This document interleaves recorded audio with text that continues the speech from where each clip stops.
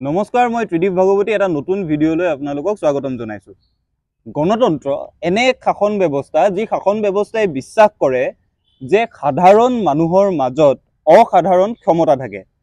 আজি কিয় গণতন্ত্ৰৰ কথা মই এইদৰে আৰম্ভ কৰিছো আপোনালোকে এইটো ভাবিছে, কাৰণ আজি মই আপোনালোকক কেইটামান প্ৰেক্ষাপটৰ কথা মনত পেলাই দিম আৰু তাৰ পাছত কম যে সেই প্ৰেক্ষাপটবোৰ ভাৰতীয় গণতন্ত্ৰত এইভাৱেই সম্ভৱ হ'ল কাৰণ ভাৰতীয় গণতন্ত্ৰত সাধাৰণ মানুহৰ মাজত অসাধাৰণ ক্ষমতা আছে।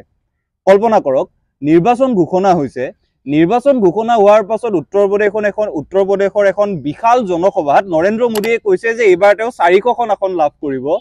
সেই একেগৰাকী নৰেন্দ্ৰ মোদীয়ে যেতিয়া ফলাফল ওলাইছে 240 অৰ্থাৎ মেজৰিটি মাৰ্কৰ পৰাও নিজৰ দলটো 20-21খন আসনত ৰৈ যাব লগা হৈছে। কল্পনা কৰক, 1971 চনত ভাৰতে বাংলাদেশৰ লগত বিজয় সাব্যস্ত কৰিছে, ভাৰত যুদ্ধত জিকিছে। তাৰ পাছত ইন্দিৰা গান্ধীক সেই সময়ত বিৰোধীয়ে কৈছে যে ইন্দিৰা গান্ধী দুৰ্গাৰ অৱতাৰ। সেই একেগৰাকী ইন্দিৰা গান্ধীয়ে 1975 চনত জৰুৰীকালীন অৱস্থাৰ ঘোষণা কৰিছে আৰু তাৰ পাছত তেখেতক ভাৰতৰ মানুহে নস্যাৎ কৰিছে। এয়া ভাৰতৰ অসাধাৰণ ক্ষমতা সাধাৰণ মানুহৰ। অসমলৈ আহক, কল্পনা কৰক 2014-15 চনত যেতিয়া তৰুণ গগৈ চৰকাৰ পুনৰবাৰ শাসনলৈ আহিছিল, 2011ত তৃতীয়বাৰৰ বাবে শাসনলৈ আহিছিল, তেতিয়া তৰুণ গগৈয়ে যেতিয়া সাংবাদিকে সোধে যে আপোনাৰ চৰকাৰ কেনে চলিছে, তেওঁ প্ৰথমতে এটা উত্তৰ দিয়ে, বাদ দিয়াহে। সেইগৰাকী তৰুণ গগৈ কিন্তু 2016 চনত সৰ্বানন্দ সোণোৱাল নেতৃত্বাধীন ভাৰতীয় জনতা পাৰ্টি মিত্ৰজোঁটৰ ওচৰত পৰাজিত হৈছিল আৰু তেখেতেও নিজৰ শাসনৰ পৰা আঁতৰি যাব লাগিছিল একমাত্ৰ সাধাৰণ মানুহৰ মাজত থকা অসাধাৰণ ক্ষমতাৰ বাবে। একেবাৰে শেহতীয়া উদাহৰণ এটাৰ কথা পাতো। যোৰহাটত এখনৰ পাছত এখন মিটিঙত বৰ্তমানৰ অসমৰ মাননীয় মুখ্যমন্ত্ৰী ডক্টৰ হিমন্ত বিশ্ব শৰ্মাই দাবী কৰিলে যে 2 লাখ ভোটত তেওঁলোক জিকিব। মিটিঙত গৈ ক'লে যে সৰ্বাধিক ব্যৱধানত যোৰহাটত বিজেপি জিকিব। সেই দলটোৱে নেতা মন্ত্ৰী সকলো গ'ল, সৰু সৰু মন্ত্ৰী যাক আমি আজিৰ তাৰিখত তথাকথিত প্ৰভাৱশালী মন্ত্ৰী বুলি কওঁ, তেওঁলোকে গৈ তাত ঘোষণা কৰিলে যদি গৌৰৱ গগৈ জিকে তেওঁ পদত্যাগ কৰিব। কোনোবাই ক'লে গৌৰৱ গগৈ পিতৃৰ পৰিচয় লৈ জিকিছিল, কোনোবাই ক'লে গৌৰৱ গগৈ এবাৰ প্ৰথম নিৰ্বাচন খেলিছে। সামগ্ৰিকভাৱে এই ধৰণৰ তুলুঙা মন্তব্য কৰা হ'ল যে গৌৰৱ গগৈ যোৰহাটত পৰাজিত হ'ব, কিন্তু গৌৰৱ গগৈ জিকি আহিল। আকৌ এবাৰ সাধাৰণ মানুহৰ মাজত থকা অসাধাৰণ ক্ষমতাৰ কথা, ভাৰতীয় গণতন্ত্ৰৰ এই বৈশিষ্ট্যটোৰ কথা আমাক শিকাই থৈ গ'ল। আজি এই বৈশিষ্ট্যটোৰ কথা পাতিম, এই বৈশিষ্ট্যটোৱে কিদৰে ভাৰতীয় গণতন্ত্ৰক জীয়াই ৰাখিছে সেই কথা পাতিম আৰু সাধাৰণ মানুহ কিদৰে অসাধাৰণ হৈ যায় এই কাহিনীবোৰৰ কথা পাতিম। প্ৰথমতে উভতি যাব বিচাৰিছো 1975 চনলৈ।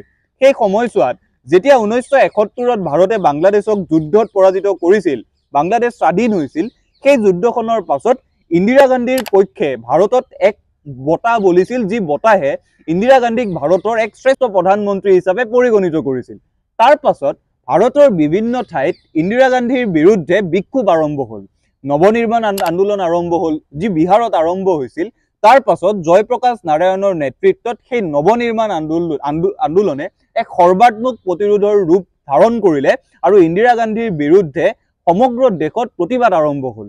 সেই সময়ছোৱাত ইন্দিৰা গান্ধীয়ে 1975 চনৰ 25 জুনৰ দিনা ফখৰুদ্দিন আলী আহমেদ, তেখেত এগৰাকী অসমীয়া ৰাষ্ট্ৰপতি আছিল, তেখেতক কৈ ভাৰতত জৰুৰীকালীন অৱস্থা ঘোষণা কৰিলে আৰু তাৰ পাছত ভাৰতত জৰুৰীকালীন অৱস্থাৰ সময়ত এক ব্যাপক মানুহৰ অধিকাৰৰ ভংগৰ কাৰ্যসূচী আৰম্ভ হ'ল। মানুহৰ নাগৰিক অধিকাৰ ভংগ কৰা হ'ল, মানুহৰ সামগ্ৰিকভাৱে প্ৰত্যেকগৰাকী ভাৰতীয়ই নিজৰ জীৱনৰ বাবে যিখিনি মৌলিক অধিকাৰ, সেই মৌলিক অধিকাৰসমূহ খৰ্ব কৰা হ'ল আৰু সমগ্ৰ ভাৰতত স্বৈৰতন্ত্ৰৰ দিশে ভাৰত গতি কৰিলে। জৰুৰীকালীন অৱস্থাৰ কথা ইমান বেছি ভয়াৱহ আছিল, সেই সময়ছোৱা ইমান বেছি ভয়াৱহ আছিল যে ভাৰতীয় গণতন্ত্ৰৰ ইতিহাসত আমি আটাইতকৈ কলা অধ্যায় বুলি সেই সময়খিনিকে আজিৰ তাৰিখত পাতো। জৰুৰীকালীন অৱস্থাৰ পাছত যেতিয়া সমগ্ৰ দেশত জৰুৰীকালীন অৱস্থাৰ সময়ত আমাৰ সেনা বাহিনীক, আৰক্ষী বাহিনীক অতিৰিক্ত ক্ষমতা দিয়া হৈছিল, সাধাৰণ মানুহৰ জীৱন নিৰাপত্তা এই আটাইবোৰ সন্দেহৰ আৱৰ্তলৈ আহিছিল আৰু সেই সময়ছোৱাত ভাৰতৰ এই গণতান্ত্ৰিক যাত্ৰাটো এক দুদুল্যমান অৱস্থাৰ মাজেৰে পাৰ হৈছিল। তাৰ পাছৰ কাহিনীটো বৰ গুৰুত্বপূৰ্ণ। 1975 চনত যেতিয়া জৰুৰীকালীন অৱস্থা ঘোষণা কৰা হ'ল, 21 মাহ পাছত জৰুৰীকালীন অৱস্থা উঠাই লোৱা হ'ল, দেশত নিৰ্বাচন হ'ল। সেই নিৰ্বাচনৰ ফলাফল কি? সেই নিৰ্বাচনে পুনৰবাৰ প্ৰমাণ কৰিলে যে ভাৰতীয় জনতাই ইন্দিৰা গান্ধীৰ স্বৈৰতন্ত্ৰৰ বিৰুদ্ধে থিয় দিলে, ইন্দিৰা গান্ধীৰ স্বৈৰতন্ত্ৰৰ বিৰুদ্ধে থিয় দি ইন্দিৰা গান্ধীক শাসনৰ পৰা আঁতৰাই দিলে। সেয়া হ'ল ভাৰতৰ সাধাৰণ মানুহৰ অসাধাৰণ শক্তি। দেশৰ সংবিধানখনক যিদৰে সেই সময়ত অৱমাননা কৰা হৈছিল, মৌলিক অধিকাৰক যিদৰে অৱমাননা কৰা হৈছিল এই আটাইবোৰ নেওচি ভাৰতীয় জনতাই পুনৰবাৰ গণতন্ত্ৰ প্ৰতিষ্ঠা কৰিলে। সেয়া প্ৰথমটো কাহিনী। তাৰ পাছত আপোনালোকে সেই চৰকাৰখনৰ কথালৈ আহক। জনতা দলৰ এখন চৰকাৰ হ'ল। জনতা দলৰ চৰকাৰৰ মোৰাৰজী দেশাই প্ৰধানমন্ত্ৰী হিচাপে নিৰ্বাচিত হ'ল। সেই চৰকাৰখনে যেতিয়া কাম কাজ কৰিবলৈ আৰম্ভ কৰিলে, দেখা পোৱা গ'ল যে চৰকাৰখন চলাওঁতে যথেষ্ট খামখেয়ালি হৈছে। একেই ভাৰতৰ সাধাৰণ জনতা, যি সাধাৰণ জনতাই অসাধাৰণভাৱে তেওঁলোকক শাসনত বহাইছিল, 1980 চনত কিন্তু সেই ভাৰতীয় জনতাই মোৰাৰজী দেশাইৰ চৰকাৰখনক পতন কৰি পুনৰবাৰ ইন্দিৰা গান্ধীক প্ৰধানমন্ত্ৰী পাতিলে। এয়াই ভাৰতীয় গণতন্ত্ৰৰ প্ৰতি, ভাৰতৰ সংবিধানৰ প্ৰতি ভাৰতৰ জনতাৰ বিশ্বাস আৰু তেওঁলোকৰ মাজত থকা মূল্যবোধ। এতিয়া আপোনালোকে বৰ্তমানৰ কথাটোলৈ আহক। আজি মই কিয় কৈছোঁ যে ভাৰতৰ সাধাৰণ মানুহে অসাধাৰণ কাম কৰিব পাৰে, তাৰ কাৰণসমূহ এতিয়া এই নিৰ্বাচনত আমি বিশ্লেষণ কৰিম। এই নিৰ্বাচনৰ সময়ত নেৰেটিভটো কি আছিল? একেবাৰে স্পষ্ট নেৰেটিভ আছিল যে এইবাৰ বিজেপিয়ে 400খন আসনতকৈ বেছি পাব, আপকিবাৰ 400 পাৰ। বাৰে বাৰে প্ৰধানমন্ত্ৰীগৰাকীয়ে সেই কথা ঘোষণা কৰিছিল। যেতিয়া দেখিবলৈ পোৱা গ'ল যে চৰকাৰখনে আগৰ যি দুটা নিৰ্বাচন আছিল, 2019ৰ কথা যদি আপোনালোকে পাতে, পুলৱামাৰ জৰিয়তে সামগ্ৰিকভাৱে দেশত এক ৰাষ্ট্ৰীয়তাবাদৰ জন্ম দিয়া হৈছিল। 2014 চনত যেতিয়া তেওঁলোকে নিৰ্বাচন খেলিছিল, বিজেপিয়ে নিৰ্বাচন খেলিছিল, সামগ্ৰিকভাৱে সুশাসনৰ এক প্ৰতিচ্ছবি দাঙি ধৰা হৈছিল। এইবাৰ যেতিয়া বিজেপিয়ে নিৰ্বাচন খেলিলে, বাৰে বাৰে 400 পাৰৰ কথা কোৱা হ'ল। এই ধৰণৰ কথা কোৱা হ'ল যে এইবাৰ যেতিয়া 400খন আসনতকৈ বেছি আসন লৈ তেওঁলোক আহিব, ডাঙৰ কিছুমান পৰিৱৰ্তন কৰিব, ভেৰি ফেচলে। এই শব্দটো বাৰে বাৰে প্ৰধানমন্ত্ৰীৰ মুখত শুনা গ'ল। তাৰ পাছত আপোনালোকে গোটেই নিৰ্বাচনৰ প্ৰচাৰটো মন কৰক। উত্তৰ প্ৰদেশত যেতিয়া প্ৰথম দুটা পৰ্যায়ৰ নিৰ্বাচন শেষ হ'ল, হঠাৎ প্ৰধানমন্ত্ৰীৰ মুখত মংগলসূত্ৰৰ কথা আহিল। হঠাৎ প্ৰধানমন্ত্ৰীগৰাকীয়ে সাম্প্ৰদায়িক কথা ক'বলৈ আৰম্ভ কৰিলে। হঠাৎ প্ৰধানমন্ত্ৰীগৰাকীৰ মুখত আমাৰ দেশত থকা অনুপ্ৰৱেশকাৰীৰ কথা আহিল। মুছলমান ধৰ্মটিক বাৰে বাৰে তেখেতে আঘাত কৰিবলৈ আৰম্ভ কৰিলে। আৰু প্ৰধানমন্ত্ৰী এগৰাকীৰ মুখত যেতিয়া এই ধৰণৰ কথা শুনা গ'ল, ভাৰতীয় মানুহে ভাবিলে যে ভাৰতীয় গণতন্ত্ৰৰ প্ৰতি এই বক্তব্যবোৰে সংঘাত আনিছে, সংশয় আনিছে। কেৱল প্ৰধানমন্ত্ৰীৰ মুখত নহয়, বিজেপিৰ বিভিন্নগৰাকী সাংসদে ক'লে যে এইবাৰ সংবিধান বদলাই পেলোৱা হ'ব, সংবিধান সলনি কৰা হ'ব। বিভিন্ন মানুহে ক'লে যে সংবিধানত থকা বিভিন্ন কথা আঁতৰাই দিয়া হ'ব। এই গোটেই পৰিৱেশটোৱে ভাৰতত নিৰ্বাচনৰ সময়ত এক শংকাৰ পৰিৱেশ আনিলে, সংশয়ৰ পৰিৱেশ আনিলে, সংবিধানখনৰ প্ৰতি প্ৰশ্ন আনিলে, যাৰ বাবে আকৌ সাধাৰণ মানুহে অসাধাৰণ কাম কৰি দেখুৱালে। বিজেপিক 240 সীমাবদ্ধ কৰিলে। ভাৰতীয় মানুহে নিজৰ জীৱন কালত আমি আটাইবোৰেই আটাইতকৈ ডাঙৰ যিটো সৌভাগ্য লাভ কৰিছোঁ, সেই সৌভাগ্যটো হৈছে এখন গণতান্ত্ৰিক দেশৰ তলত আমি আছোঁ। আপোনালোকক মনত পেলাই দিওঁ, যেতিয়া ইন্দিৰা গান্ধীৰ মৃত্যু হৈছিল, ইন্দিৰা গান্ধীৰ মৃত্যুৰ পাছত ইন্দিৰা গান্ধীৰ শেষ দিনা, অৰ্থাৎ তেখেতক যিদিনা সমাধিস্থ কৰা হৈছিল, সেইদিনা উপস্থিত থকা এগৰাকী বিখ্যাত ইতিহাসবিদে লিখিছিল, ইন্দিৰা গান্ধীৰ মৃত্যুৰ সময়ত যিদৰে দেশত হিন্দু আৰু শিখৰ মাজত সংঘাত হৈছিল, সেই দেখি কেতিয়াও ক'ব নোৱাৰি যে এই দেশখন 1990 চনলৈ জীয়াই থাকিব। কিন্তু ভাৰতৰ এই সাধাৰণ মানুহৰ মাজত থকা অসাধাৰণ শক্তি এনেকুৱাই যে ইন্দিৰা গান্ধীৰ মৃত্যুৰ পাছত সৃষ্টি হোৱা সংঘৰ্ষকো নেওচি ভাৰত কিন্তু জীয়াই আছে। ভাৰতৰ সাধাৰণ মানুহৰ মাজত থকা এই ক্ষমতাই পুনৰবাৰ প্ৰমাণ কৰিছিল যে ইন্দিৰা গান্ধীৰ মৃত্যুৰ পাছতো দেশত গণতন্ত্ৰ জীয়াই থাকিব পাৰে। একেবাৰে শেষত নিজৰ চুবুৰীয়া ৰাজ্যখনৰ কথা পাতো, মণিপুৰ।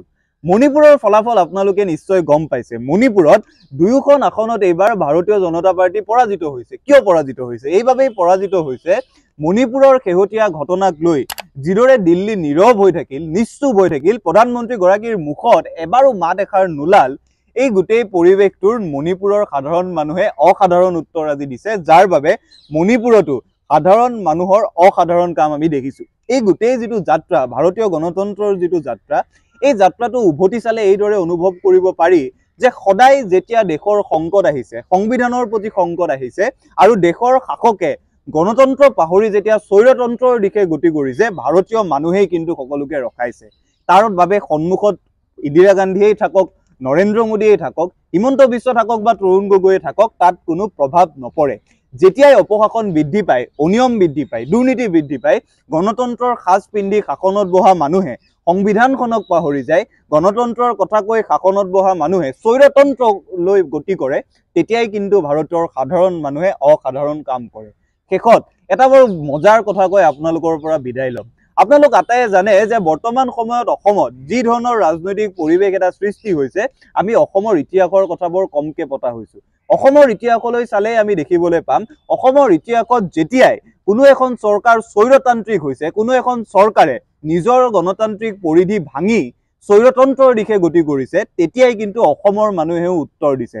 সেয়া লাগিলে হিতেশ্বৰ শইকীয়াৰ সেই গণবিৰোধী চৰকাৰ হওক, প্ৰফুল্ল মহন্তৰ দুৰ্নীতি অনিয়ম কৰা চৰকাৰখন হওক, যিখন চৰকাৰক কিন্তু অসমৰ মানুহে নিজৰ বুকুৰে স্থাপন কৰিছিল, প্ৰফুল্ল মহন্তৰ বাবে বহু মানুহে শ্বহীদ হৈছিল, সেই চৰকাৰকো কিন্তু অসমৰ মানুহে আঁতৰাই দিছে। সেইবাবেই শেষত অসমৰ বৰ্তমান চৰকাৰখন আৰু ভাৰতীয় চৰকাৰখনক এয়াই অনুৰোধ কৰিব খোজো, বিশেষকৈ অহংকাৰ আৰু দম্ভত গদগদ হৈ থকা মন্ত্ৰীসকলক এয়াই অনুৰোধ কৰিব খোজো, যিসকল মন্ত্ৰীয়ে পাহৰি গৈছে যে তেওঁলোককো এই ইতিহাসৰ কথা কোনোবাই মনত পেলাই দিয়াটো দৰকাৰ। এই যে অহংকাৰ দম্ভ বাৰে বাৰে উচ্চতনি দিয়া কথা, এই মন্ত্ৰীসকলে এটা কথা বুজি পোৱা উচিত, যদিহে ভাৰতত বা অসমত গণতন্ত্ৰ জীয়াই আছে, গণতান্ত্ৰিকভাৱে তেওঁলোকে 5 বছৰৰ পাছত ৰাইজৰ কাষলৈ যাব লাগে, এই দম্ভ অহংকাৰৰ নাটকখন কিন্তু বন্ধ কৰিব লাগে।